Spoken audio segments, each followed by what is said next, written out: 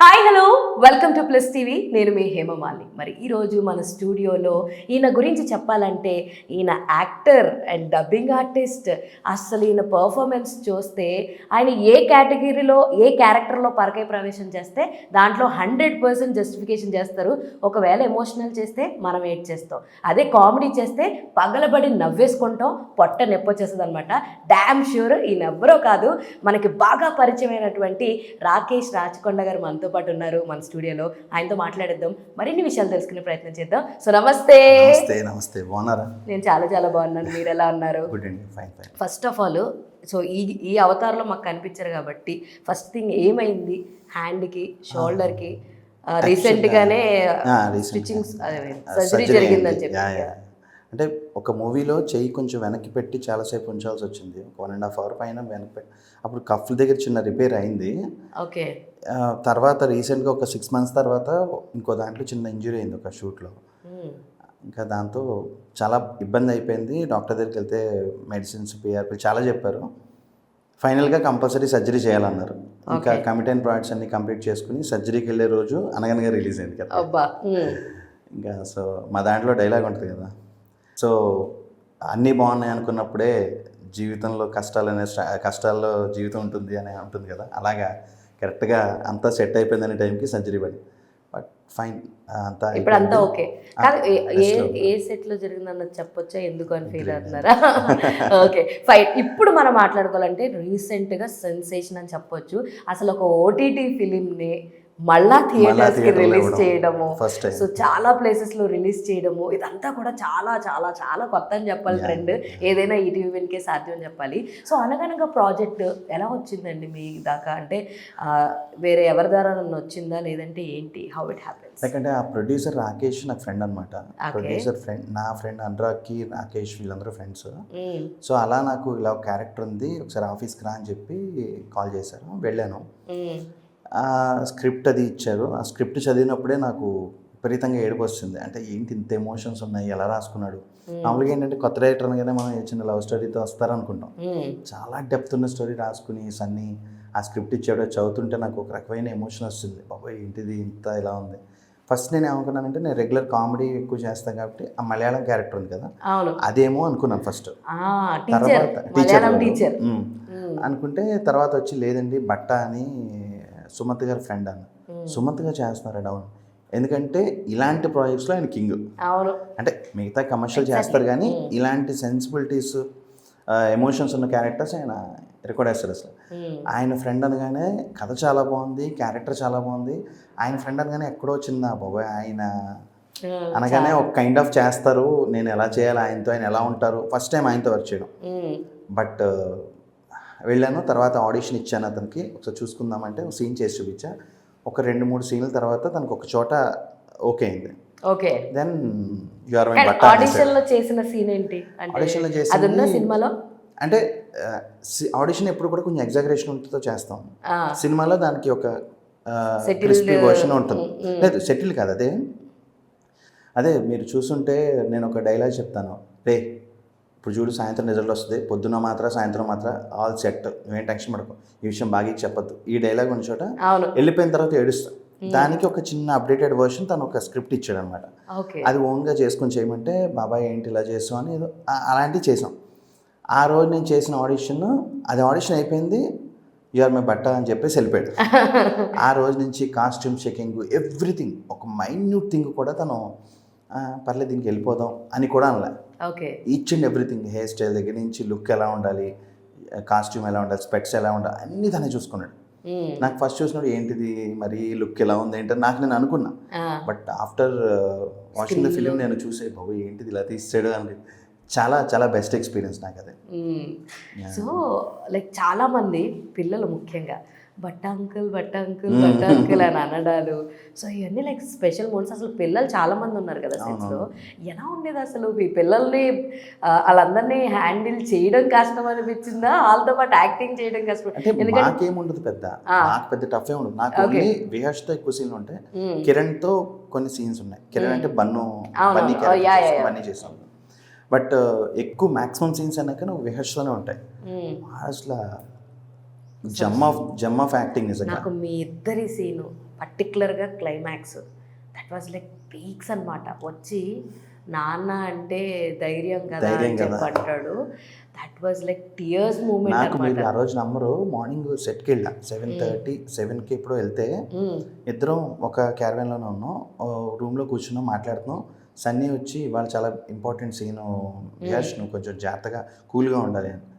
నాకు లోపల inner voice ఏంటంటే వీటిని అసలు చెప్పక్కర్లేదు, ఎందుకంటే సెట్కి వెళ్ళాక మ్యాజిక్ చేస్తాడు. ఓకే. నాకు మొన్న సక్సెస్ మీట్లో కూడా చెప్పారు కదా, ప్రతిరోజు తనకు ఒక సర్ప్రైజ్ ఇచ్చేవాడు. నేను ఒక సీన్ చేస్తుంటే ఈవెన్ నేను కళ్ళలోంచి నీళ్ళు రావాలి అంటే ఏదో చిన్న జిమ్మిక్స్ వాడి అదా పార్లెట్ కేసు చూసి అలా ఏదో ట్రై చేసాము, ఏముండేది కాదు. అక్కడ యాక్షన్ అనగానే అలా వెళ్ళిపోయాడు క్యారెక్టర్లోకి. నాకు తన్ని చూసి తన బాధ చూసి, అంటే మనం ఏదో గట్టిగా ఏడిస్తే ఎమోషనల్ మనం అవుతాం కదా. ఆబ్వియస్లీ ఇప్పుడు మీ ఎదురుగా కూర్చున్న నేను పవర్ఫుల్ గా డైలాగ్ చెప్తే మీరు పవర్ఫుల్ గా రియాక్ట్ అవుతారు. అలాంటిది వాడు చేస్తున్నప్పుడు, విహాస్ చేస్తున్నప్పుడు తన ఎమోషన్ తనని చూసి ఆ స్టేజ్ మీద నాకు కళ్ళలో నీళ్ళు తిరిగిపోయాయి ఆటోమేటిక్. ఇంకోటి ఏంటంటే సన్నీలో ఉన్న బెస్ట్ క్వాలిటీ ఏంటంటే ఎమోషన్స్ చాలా క్లియర్గా ఇస్తాడు, ప్రాంప్ట్ ఎవ్రీథింగ్. మీరు అంటే తను యాక్ట్ చేసి చూపించడం నాకు ఎలా కావాలంటే మీరు వచ్చాక ఇక్కడ బరస్ట్ అయిపోవాలండి, ఇక్కడ చాలా ఎమోషనల్గా అయిపోయి అని చాలా క్లియర్గా చెప్తాడు. ఓకే. ఈ సిచ్యువేషన్ లో మీకు ఇట్లా టియర్స్ రావాలి, బిఫోర్ సీన్ ఆఫ్టర్ సీన్ చెప్పి ఈ సిచ్యువేషన్లో మీరు ఎలాంటి మూడ్లో ఉన్నారు, సో తను ఎలా అయితే మీరు ఎలా రియాక్ట్ అవుతారు. ఇంకోటి ఏంటంటే నేను ఒకవేళ తను అనుకున్న దాని మీద ఒక పాయింట్ ఎక్కువ చేసినా తక్కువ చేసినా దాన్ని తనకు కావాల్సినట్టు బ్యాలెన్స్ చేసేస్తాడు. ఎమోషన్స్లో like his gem of emotions, giving emotions అనమాట. నాకు ప్రతి చెప్తాడు ఇలా చేయండి ఇలా చేయండి అని చెప్తాడు. నాకు అది దీప్తి రైటర్ ఉంది కదా, తన సపోర్ట్ ఎక్కువ ఉండేది. తను ఆల్మోస్ట్ లైక్ నాకు చిన్న చెల్లి ఉంటే ఎలా ఉంటుంది అలా ఉంటుంది ఇట్లా. ఇప్పుడు దాకా మీరు రాసిన మీరు చేసిన క్యారెక్టర్స్ లో ఎక్కడ ఫిమేల్ రైటర్స్ లేరు కదా? ఉన్నారా? చాలా డిఫరెంట్గా ఉన్నారు. అన్ని చోట్ల లేడీస్ లేకుండా ఇప్పుడు ఏం జరగట్లేదు కదా. యాక్చువల్ లేదు, చాలా తక్కువ మంది ఉంటారు కదా, లైక్ చాలా తక్కువ మంది మాత్రమే వచ్చి వాళ్ళకి కొంచెం పేరు వచ్చిన వాళ్ళు చాలా లిమిట్గా ఉంటారు. సో అలాగా మేబీ అంటే నేను చేసిన ప్రాజెక్ట్స్లో అయితే కంపల్సరీ ఎక్కడో అక్కడ లేడీ అనే టచ్ ఉంటుంది. ఎక్సెప్ట్ ఈ అనురాగ్ పాలట్ల, వీరాంజనేయుల విహారయాత్ర, బేసిక్గా తన రైటర్ కాబట్టి తన దగ్గర సన్నీ విషయంలో కూడా ఏంటంటే వాళ్ళిద్దరూ కలిసి రాసుకున్నారు కదా. ఓకే. దీప్తిది ఆల్మోస్ట్ తనకు కూడా పర్సంటేజ్ ఎక్కువే ఉంటుంది. బట్ మేకింగ్ వైజ్ ఎలా అంటే ఎంత కాదనుకున్నా సన్నీదే అది ఎమోషన్స్ చెప్పడం. దీప్తి ఏంటంటే ఒక డైలాగ్ చెప్పినప్పుడు తన పాజిటివిటీ క్రియేట్ చేస్తాను అనమాట. ఒక సీన్ చేసి ఇలా చేశాను, ఎమోషన్స్ ఇలా చేశాను కానీ బాగుందండి, ఇది బాగుంది, మీరు టెన్షన్ పడతారు, నేను కొంచెం టెన్షన్ పడతాను, బాగానే ఉందా, ఇంకోటి చేయను అంటూ ఉంటాను. తను చాలా కంట్రోల్ చేసి బాగుంటుంది, ఇలా నాకు కొంచెం ధైర్యాన్ని ఇస్తారనమాట. సూపర్ అసలు. అండ్ ఇంకొకటి, సుమంత్ గారితో చాలా వరకు సీన్స్ ఉంటాయి, ఆయనతో చాలా క్లోజ్గా మూవ్ అయిన సిచ్యువేషన్స్ కానీ, వాట్ ఈస్ ద మోస్ట్ చాలా మంచిగా అనిపించింది అరే ఈయనతో యాక్ట్ చేసినందుకు, లేదా ఈ నుంచి ఈ యొక్క థింగ్ని నేను నేర్చుకున్నాను, అలా ఏమన్నా ఉన్నాయా? ఫస్ట్ థింగ్ సుమంత్ గారి గురించి చెప్పాలంటే నేను చాలా ఆయనతో అంటే ఎక్సైట్ అయ్యాను. ఎందుకంటే గోదావరి, గోల్డెన్ హై స్కూల్ కానీ ఇవన్నీ కూడా ఏంటంటే మనకి క్లాసిక్స్ అని. ఇంకోటి ఆ క్లాసిక్స్ అనే పదం అక్కినేని ఫ్యామిలీ నుంచే వచ్చినట్టు ఉంటుంది. అందరూ నాగేశ్వర గారి దగ్గర నుంచి అంతా. నాకు వచ్చిన బెస్ట్ కాంప్లిమెంట్ ఏంటంటే, ఫస్ట్ అది చెప్తున్నా తర్వాత చెప్తాను. మా ఫాదర్ సినిమా చూసాక ఒరే నాగేశ్వర గారితో యాక్ట్ చేసినట్టున్నారా నువ్వు, అలాగే చేస్తున్నాడు అతను. నేను సుమంత్ గారు కూడా చేశాను అనమాట. అంటే ఓ గ్రేట్, థ్యాంక్స్ చెప్పు డాడీకి అని చెప్పి. అయితే ఆయనతో ఎలా ఉంటుందంటే మనం అనుకుంటాం పెద్ద హీరో, ఇటు పెద్ద ఫ్యామిలీ, ప్లట్ ఇటు తాతగారు రామానాయుడు, ఇటు తాతగారు అక్కినేని నాగేశ్వర గారు. ఆయనతో మనం చేసినప్పుడు ఎక్కడో చిన్న నర్వస్నెస్ ఉంటుంది. బాబాయ్ ఆయన పొరపాటున ఏమైనా ఇంప్రూవైజ్ చేసాను, డైలాగ్ వేసినా ఆయన రియాక్ట్ అవుతారు. ఏమీ ఉండదండి. ఆయన వెళ్ళాక సార్ నేను ఇలా చేస్తున్నాను సార్, చెయ్యి నువ్వు చెయ్యి, నాకు చెప్పక్కర్లేదు నువ్వు చెయ్యి. నేను ఒకవేళ సరే ఇది ఎక్కడ ఇలా చేస్తే బాగానే ఉందన్నప్పుడు సన్నీని అడుగు అంటారు. ఆయన సలహా ఇవ్వరు. ఆయన ఎలా ఉంటుందంటే ఏది మనకు సలహా ఇవ్వరు, ఇలా చేయి మంచిది, ఇలా బాగుంటుంది, నువ్వు ఎక్స్ప్రెషన్ ఇలా పెట్టకు, ఇది బాగాలేదు, ఏమీ అనరు. ఆయన వస్తారు, కూర్చుంటారు, మనం మాట్లాడతారు అంతే. నేను ఆయనతో అనగనగా చేసిన తర్వాత నేను బాగా నేర్చుకుంది ఏంటంటే సెట్లో చాలా తక్కువ మాట్లాడుతున్నాను. నా అనుకున్న 2-3 ఫ్రెండ్స్ తప్ప ఎవరితో ఎక్కువ మాట్లాడలే. ఎందుకంటే అలా ఉండడం వల్ల ఓన్లీ పాజిటివ్సే మాట్లాడతారు. ఏదైనా ఒక టీవీ షో చూసారనుకో దాని గురించి, వెబ్ సిరీస్ చూసారనుకో దీని గురించి, ఈ మధ్య ఏం బాగున్నాయి, సార్ పలానా మలయాళం ఫిలిం ఇది బాగుంది ఇది అని చెప్తే అవునా నేను అది చూడలేదు చూడాలైతే అని అంతే. ఇంతకన్నా సినిమా తప్ప వేరే డిస్కషన్ ఉండదు. ఓకే. ఈవెన్ యాక్టింగ్ గురించి మాట్లాడరు, స్క్రిప్ట్ గురించి మాట్లాడరు, వేరే పర్సన్ గురించి మాట్లాడరు. ఓకే. అది అది మీరు నేర్చుకున్నారు. చాలా నేర్చుకున్నాను. పాజిటివిటీ అనేది ఆయన దగ్గర చాలా నేర్చుకున్నాను. Nice nice nice. And first of all మీరు చాలా సినిమాల్లో అండ్ షార్ట్ ఫిలిమ్స్లో సిరీస్లో ఎన్నో చేశారు కదా. అసలు ఇంట్రెస్ట్ ఎక్కడ ఎప్పుడు ఎలా స్టార్ట్ అయిందంటే నాది ఫస్ట్ నేను రాజమండ్రిలో చదువుకున్నాను, మీకు చెప్పాను ఆల్రెడీ. రాజమండ్రిలోనే నా ఎంబీఏ దాకా కంప్లీట్ అయింది. ఎంబీఏ మాత్రం పక్కనే వెస్ట్ గోదావరిలో. సో అయిపోయిన తర్వాత నాకు ఇంటర్మీడియట్ 10th క్లాస్ నుంచి నాకు ఒక ఇంట్రెస్ట్ ఉండేది. అది ఎప్పుడు ఎక్కడ అనేది నాకు మర్చిపోయాను నేను, ఎందుకంటే ఫ్లోలో వెళ్ళిపోతున్నాం కదా, ఇది లైఫ్ అయిపోయింది. ఎక్కడ మొదలు పెట్టానో తెలియదు కానీ ఎవ్రీడే నా ప్యాషన్ ఎప్పుడు ఇంక ఇదే నాకు జీవితం అనుకుంటూనే వచ్చా, యాక్టింగ్ డబ్బింగ్ అనేది. సో ఎక్కడ స్టార్ట్ అయిందో తెలియదు, బట్ ఈచ్ అండ్ ఎవ్రీ స్టెప్లో నేను ఎదుగుతూనే ఉన్నా. అంటే నేను టార్గెట్ పెట్టుకునేవాడిని. 2010-11 అలా వస్తే డీఫదోపిడి పడింది. నా బర్త్డేకి December 26 నా బర్త్డే, 26th లోపు నేను ఇన్ని సినిమాలు చేయాలి అలా టార్గెట్ పెట్టుకుని ఎవ్రీ ఇయర్ అచీవ్ చేసుకుంటూ వచ్చాను. సూపర్. దాని తర్వాత అర్థమైంది ఏంటంటే మనం ఎన్ని సినిమాలు చేసామని కాదు, ఎంత మంచి క్యారెక్టర్ చేసామని ముఖ్యం. ఎగ్జాక్ట్లీ. అప్పుడు ఏంటంటే ఈ సలార్ సినిమా పడ్డాక సలార్కి ఆల్మోస్ట్ 1.5 year నేను ఏది చేయలే, కమిట్ అవ్వలేకపోయాను.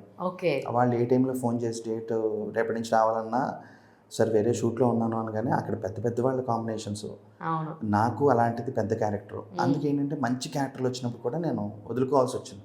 ఓకే. అప్పుడు 1.5 year కొంచెం దాని మీదే ఫోకస్ పెట్టా. ఒక క్యారెక్టర్ చెప్పొచ్చు కదా, ఈ క్యారెక్టర్ నేను చేయాల్సింది వదులుకున్నది అన్నది. వదులుకున్నది చెప్పడం ఒకటి చెప్తే మాకు తెలుసు. అంటే అది మెటీరియలైజ్ అయిన క్యారెక్టర్ చెప్తున్నాను. మెటీరియలైజ్ అవ్వని చాలా ఉన్నాయి. లేదులేండి అంటే అలా కాదు, నాకు చాలా ఉన్నాయి. తమిళ్లో ఒక సినిమా ఉంది,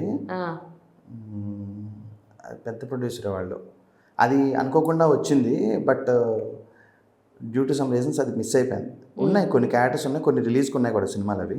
అంటే ఇప్పుడు ఎందుకు ఆ మాట అనలేదంటే అది కాంట్రవర్షియల్ థింగ్ అవుతుంది నాకు. రీజన్ ఏంటంటే వాళ్ళు నువ్వు చైనాని అక్కడికి వెళ్ళి అదేదో నువ్వు చేసినట్టు ఉంటుంది.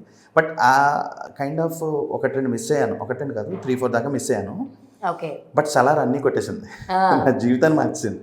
సలార్ తర్వాత నేను అనుకున్నది ఏంటంటే నాకు అర్థమైంది, నేను ఇప్పుడు సలార్లో చిన్న క్యారెక్టర్ చేసినా కొంచెం ఇంపాక్ట్ చేశాను.